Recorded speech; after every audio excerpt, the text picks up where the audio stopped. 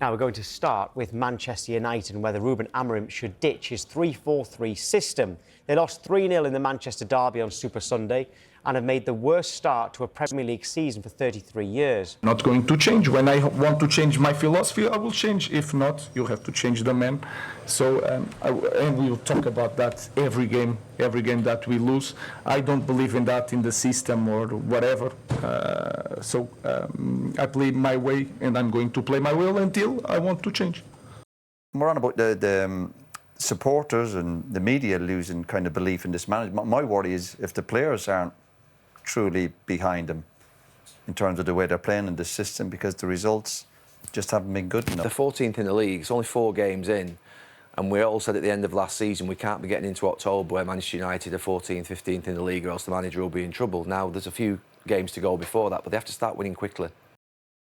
Right, so good morning to Charlie Austin. Charlie, Amorim says he won't be changing his approach, but should he? First and foremost, I think that shows his stubbornness, his arrogance about trusting what he wants to do in his own mind, but ultimately the results are not showing that. He's seeing something in training, 3-4-3's working, but it certainly ain't on match days because they're not getting the results. So he can go on about, if I'm not going to change my system, change the man. I think ultimately he's being so stubborn that it's actually affecting Manchester United now. Well, let's get a fan's perspective now, and Sky Sports have partnered with Finalysis, an app where fans share their opinions on their clubs. If you want to represent your club, you can. Scan that QR code or visit the Sky Sports app for more details. We can speak to Manchester United fan now, Flex. Flex, always great to see you. Good morning. I know it's probably not too much of a good morning for you, but we're asking about this format. Yeah, I can tell by your shaking head. Classic shirt, though. I like that. Yeah, just got to remind myself of the good old days sometimes, you know? Well, this 3-4-3 formation, is that the main problem right now? It's one of the biggest. It's one of the biggest because we clearly don't have the players to play this formation. There's been no improvement within this formation. I think what people are misunderstanding of who want to keep going in this direction is that this is a really big sample size now. This isn't 1 or 2 games, or we're not seeing anomalies of performances. How I saw us perform against Grimsby Town in this same system was the same way we got dismantled against Manchester City. So that means that this system is fundamentally flawed. When you're playing against players and you're losing games and you've got people coming out after the games, whether it be coaches or your opposition players saying, well, we exploited this because we knew they had 2 in there. And, you know, you've got Pep Guardiola putting 4 central midfielders in there against 2 to outnumber us. You've got the manager saying, I'm going to stick to this. You're basically, it's like turning up to a poker game and showing everybody your hand and telling everybody, this is what I've got, this is what I'm going to have, I won't deviate from this. How do you expect to win card games, or in this case, games of football? So it's a huge problem. I don't think it's reactionary. Again, I think there's this thing from some Man United fans that are suggesting that this is reactionary. I'm going to remind you guys of some stuff here now. We've played nearly 50 games in all competitions with Ruben Amorim. 31 of those come in the Premier League. In the Premier League alone, we've only won 8 games. We have not won more than 1 game in a month since January. Since January, Manchester United, forget back-to-back wins, Man United have not even won 2 games in a month since January. So if that doesn't tell you the system's an issue, I don't know what will. I know it's a big talking point, right, about the system. It really is. And like you say, the way they played yesterday, you're trying to compare the performance to Grimsby, right? But let's just look at the goals. The goals is nothing to do about formation, right? So I've been a big advocate to say about the formation. But yesterday, skips through, Doku skips through, Bruno Fernandes doesn't check his shoulder once. He comes out and says, I thought Lenny Yoro's going to go in there into the space. Well, you didn't check your shoulder. You ball watched the whole time, and the only time you turned around was when the ball come off Phil Foden's head. The ball's in the back of the net. Second goal, for me, Luke Shaw has got to anticipate where the danger is. Where's the danger? He's covering De Ligt. He allows Haaland to get into that space. Curtains, 1-on-1 with the goalie over. And then for the third goal, terrible pass into Harry Maguire, that Manchester United leave Haaland basically 1-on-1 with the goalie. We go in this situation, that's nothing on formations. For me, yesterday, Luke Shaw was a number of bad performers for Man United yesterday. Agreed. And this is why when Tom said, is this the biggest problem? I said it's one of the biggest problems, because then you've got to talk about of course, the individuals not being up to par, which is a separate situation. But also, you have to look at when you look at Bruno Fernandes there. Where does that decision derive from, Charlie? Let's talk about this. Bruno Fernandes is Manchester United. Everybody knows it. Is Manchester United's most efficient attacker. He would get you goals. He would get you assists. What our manager has decided to do this season, it's his decision, nobody else's, is to replace him with 2 other 10s in Cunha and Bruno and play him in central midfield. But Cunha didn't play yesterday, Flex. No, that's fine. That's what I'm saying. No, he didn't. But hear me out on this.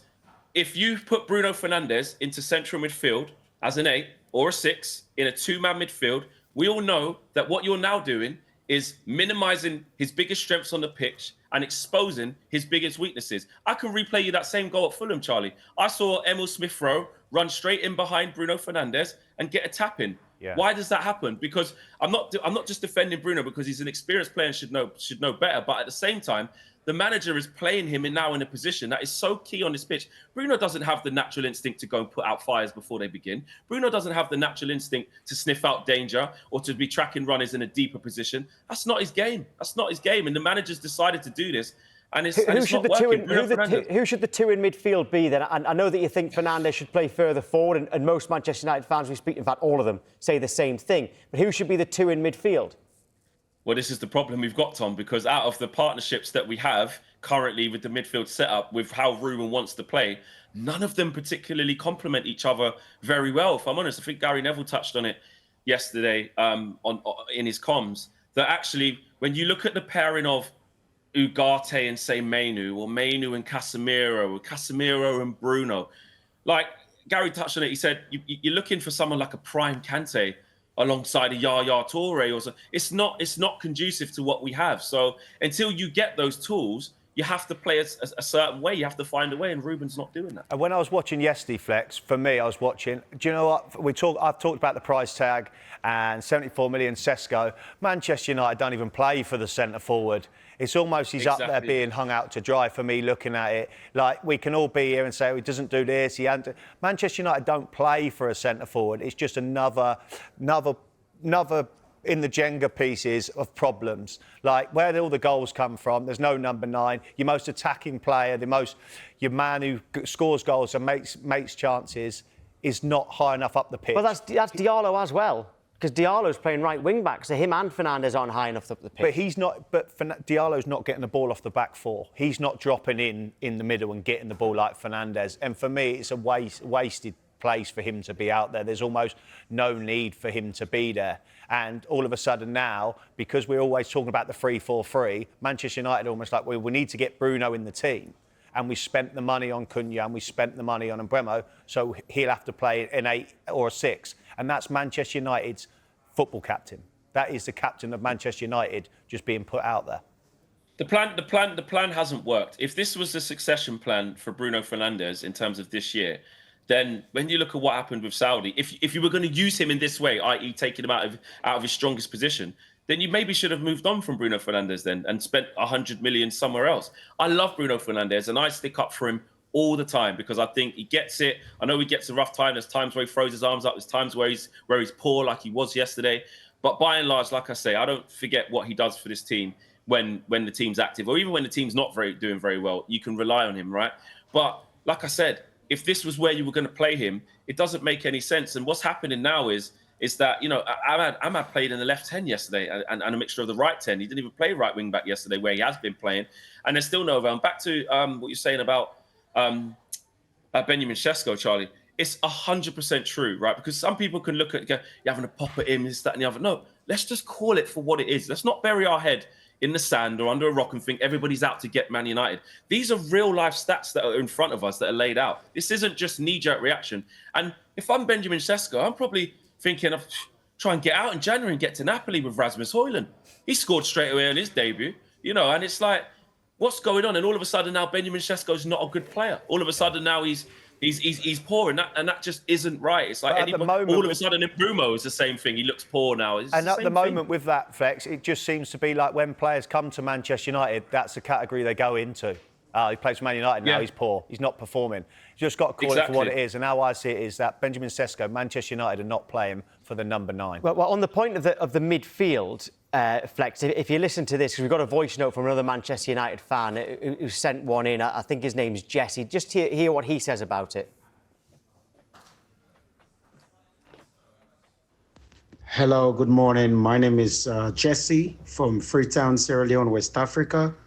I'm a Man United fan. I don't think we have problems with Ruben. I don't think it's the formation. I think it would have been a better season if United would have got us a new number 6 and a number 8 as well. And as well, United needed to strengthen in defense as well, because United are taking too many goals, which is one of the biggest problems we also suffered last season. I get that, and I understand what he's saying, right? If you needed a number 6 or a number 8, because Ruben Amorim is just going to stick to that formation, then cash in on Bruno Fernandes, take the 100 million. You have to part the fact he's your top goal scorer. He makes most chances in the Premier League, etc., etc. You have to go and sign it. And I think the biggest thing also on it is defensive areas. Manchester United are weak in them areas. So being a club that wants to be at the top end, that's not the players you needed, because always we're going back to Harry Maguire. Everything that goes wrong, right, get Harry Maguire in. So why doesn't he start in there? I'm not saying that's the person they should go to, but they're always the one that he looks to if something's going wrong up there. And defensively, if something's going wrong, if they need a goal, we can put in Harry Maguire on. Yeah, he always finds a way. Well, actually, the defenders always find their way on the pitch as well, Charlie, because Ruben Amorim has this thing of always changing the centre-backs during the game anyway, which I was under the impression of. We had a lot of games last year. There's a lot of load to carry. So I'm mixing it up a little bit. Now we've done our best to make sure we have even less games by going out the Carabao Cup before the big teams even got in it. So that's even less games. And we're still changing centre-backs. But I think the biggest problem that we have, I don't think it's at the back. I think it is at the top end of the pitch. I had no problems with us investing highly into that pitch, into that area of the pitch. Man United scored 44 Premier League goals last year. The only team to score less than that stayed up was Everton, apart from the relegated side. So that shows me that was our biggest problem. We conceded last year in line with some of the better teams in the league, 50-odd goals. It wasn't the worst. So I understand that heavy investment in that bit. But for me, the midfield has always been one of the biggest problems, because we don't control games, Charlie. That's what's going on. Man United never have a foothold of the game where they can control the game through midfield, dictate the tempo, take the sting out of the game, increase the tempo. You know it, Charlie. Everything is won and lost in midfield, right? If you don't have that, you're toast. You're going to have a bit of individual brilliance here and there. We made hard work of it against Burnley. But at the same time, you're not going to get away with that against better opposition. And let's have it right. This is a Manchester City team under pressure, by the way. This is a Manchester City team where certain Man City fans, I spoke to them in the build-up to this game, sort of questioning what's going on. We're not scoring goals. Pep's making some odd decisions. Yeah. We was having the conversation. Flex, we're having the conversation where we're saying who actually needs to win the game more. And it seemed like it was Man City, the general consensus that it was Manchester City. But Fleck, there's a message on the bottom of the screen there from Robbie, who sent in a WhatsApp saying Manchester United brought in the wrong players and got the wrong manager. OK, what do you think on the manager front? I just think it's getting increasingly difficult to pinpoint where you see this clicking into gear. You talk about sliding doors moments. I'm looking at even when we win football matches, and you don't get that sense of, I tell you what, it's a bit of relief here. Looks like we're onto something. You don't see it. And then when you just lay the stats out in front of you, I almost don't understand what we're actually having a conversation about. If I took you guys to Fort Park and I said, get on this ride, it's got a 25% chance of making it round safely, you're going to get on it. You're not. You're going to go, it's a 25% chance of making it round. What's that about? You're going to get on it, mate. And I get you now. I get you on that bit, Fletch. I'm saying now, and a manager front, let's just say, fast forward 6 months, Manchester United make the change. What manager, up-and-coming manager, is going to want to take that job at Manchester United? And also, Manchester United need to go in that direction where they think, we need to get the top managers, we need to get experienced managers, etc., etc. No, it's not an attractive job. No one's looking at it going, I could change that around. If you've got an ego, it is, though. If you've got an ego, imagine being the manager that turns Manchester United around. If you've got an ego and you back yourself. That's not a quick fix, though, chaps. That's not a quick fix. There is absolutely no quick fix to Man United. And I don't think any Man United fans that get accused of, you ain't got the stomach for a rebuild and all of this nonsense I keep hearing. I don't think that's fair on those fans. I don't think it's fair to see a sample size this big and this bad, breaking all types of records with no improvement in the team, for fans to be concerned. And what seems to happen is there's this infighting amongst fans. You get it when you come on here, people sort of saying, oh, you're letting people, come at the club and you're better than it. Hang on a minute. Let's just look at what's happened. This is not me making this up. This is not Man United fans being reactionary. If anything, Man United fans get laughed at half the time for being way too patient. Thinking Ollie's going to turn it around. Finishing 8th with Eric Ten Hag. He's won an FA Cup. Oh, look at the deluded Man United fans who think give him another chance. I was one of them saying, let's keep going. They've got this new guy, Ruben. Keep sticking with it. I tell you what, he's finished 15th, but let him get his players. Let's get to the summer. He needs 1 game a week, he's told us. The better days are coming. Look at the United fans lapping it up. So I think this narrative that Man United fans are being knee-jerk or scattergun or going too quickly, I think that needs to stop, because you can see what's happening here. In terms of the other side of it, Charlie, you're right. It isn't a quick fix, but I think what's actually scaring a lot of Man United fans into thinking that this is actually working is that fact. Who do you get? What you're going to do? But and sometimes have you got not someone for in us mind? Have you got someone in mind? By the way, this is if Amorim goes. But if he goes, have you got someone that you actually want in that hot seat? Tom, I'm going to be absolutely honest with you, mate. I ain't got a clue anymore. I don't. Whether that's go and get Conte, he knows what a big club is. I tell you what, get someone in there who knows the Premier League. Whether that, tell you what, go and get Unai Emery, go and get Glasner, go and get Iriola. He's the top. Tell you what, Nuno's free. Go and get him. I don't know, but what I do know is that it definitely feels like playing this way and continuing this way with this manager is just not.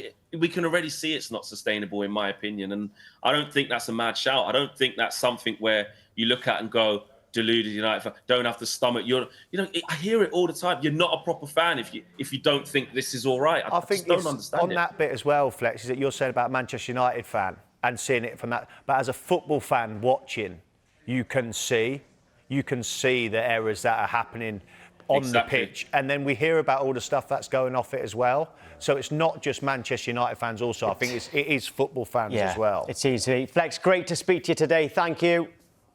Nice. So can you get me on when we have a win, please? Next time we have a win. I don't know when that is, but whenever we do, can you speak to me in more positive circumstances? We'll get you in happier circumstances.